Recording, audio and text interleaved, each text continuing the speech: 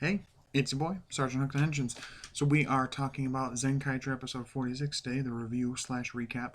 We're getting near the end. We got 2 episodes left. Next week's episode and the finale after that. So I'm scared. um, this episode was good, but good in the way of like what it's setting up for the next two, for the basically 2-part finale, if you will. Um, I'm hoping some of the stuff in this and what we've gotten in recent episodes with this God character and stuff actually pays off, but I don't know for sure. But let's put that aside for a moment and let's just jump into the episode. So this episode leads off from last time and with the revelation that there's some kind of a god of some kind, a creation god of some kind, who is taking over Stacy. And the reason they're doing it is because they don't like that the Toy Tendo have been corrupting and taking over all these different universes that this god created. It's upsetting the balance and blah blah blah. And so Kaito wanted to make sure, is like, my friend gonna be, Stacy gonna be okay when you leave his body? And he says yes. It's gonna be like if he was asleep and whatever. And so they want him to prove it that he's a god. So he tells them what the next 3 world monsters are going to be in the episode, and ends up coming true. There's a carrot world monster, there's a bat monster, and then there's a like jewel monster that ends up nice little nod Easter egg of using the props of the Kirame stones before they became Machine in the battlefield when they fight that one. But yeah, so basically the whole team is skeptical, but thinks that it's possibly true. And so Jiran sets it up as like, hey, well, tell us, something only you would know, and if you get 3 things right, like, we'll have to believe you. And he's like, all right, so he tells him. And Kaito tells him also he gets pissed that he had taken over Stacy's body. And he says, well, if you're going to take over anybody's body, because it mentions it can basically take over anybody it wants to, it's like, take over mine. So I kind of feel like this is a lead into what his role will be in Don Brothers. We'll get to that too. I'm going to do a video today about Don Brothers. So we go on with the show, and first thing that they fight, of course, is the Carrot World Monster, and that's the first one that this God character told them about. I wish they would give it a name. That bothers me. It doesn't have a name. And so it instantly hits Zenkaiger with this like carrot ray that basically just puts him in the Zenkai red suit, except he has a carrot sprout at the top, like the little green part off the top. And they instantly use the Zenkai finisher buster, hero buster, whatever, and destroy him. At the same time, Bokawas is pissed that all this is happening and that the world monster got depowered so quickly last time because this guy just destroyed the gear. So he's really, really upset about it. Druid and Brashtar are like, we'll do whatever we can to stop him, blah, blah, blah. And to figure out what's happening here, because they don't even know that it's a god doing this. And Gege gets taken over again by the god and suggests to him the 2 next world monster gears to use. So we see that he can just hop in anybody at any time, basically. I kind of get the sneaking suspicion that perhaps he's like some kind of a balance deity of some kind, and that the reason that he let that he freed the Kaizotopia so the pirates could go back, so the gold streakers could go back. And in this episode, there's like a couple. I think it's like a human and a Kikanoid that are dating, and he like pushes her into a portal back to her world and separates them forcibly.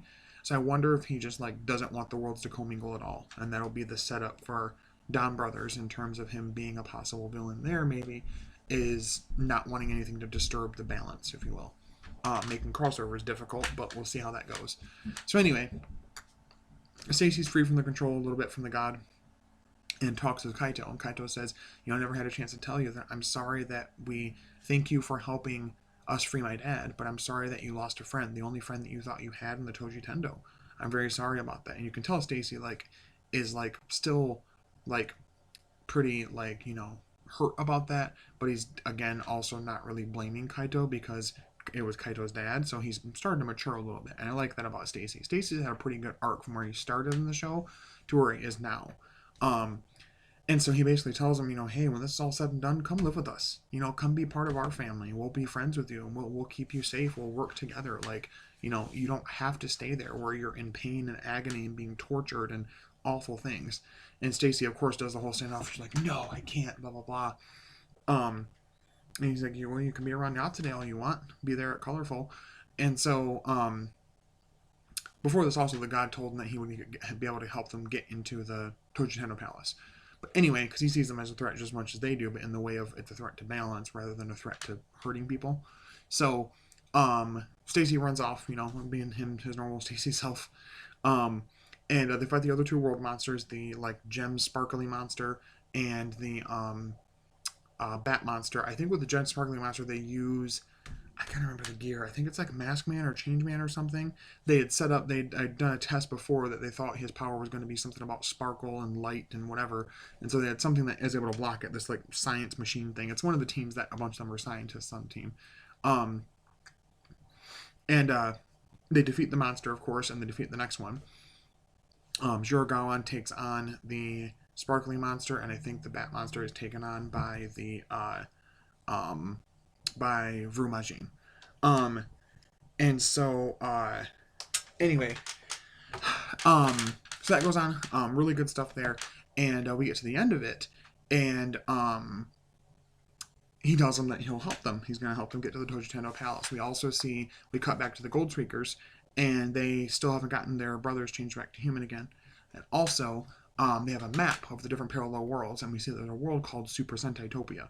So that's kind of confusing to me because the show started with like each of the teams being imprisoned in a Tojo gear. So I thought that meant that each season was its own dimension. I don't know how that's supposed to work out. So overall, the episode was good. I probably am going to give it like an 8-ish out of 10, only because I wanted a bit more guts to it story-wise of what's going to happen coming up. I'm hoping it's a pretty smooth-ish transition between this show and what we're getting for Don Brothers, with the connective tissue of Kaito being on there and possibly Juron. And I'm hoping that this God character actually becomes something more solidified, give it a name, have it be a primary part of the villain team in the next season. But overall, it was a really good episode. I still like the team interaction was really good. Seichan's a treat, of course. Juron being a dad still, again, wanting to keep everybody safe and like really questioning this new person.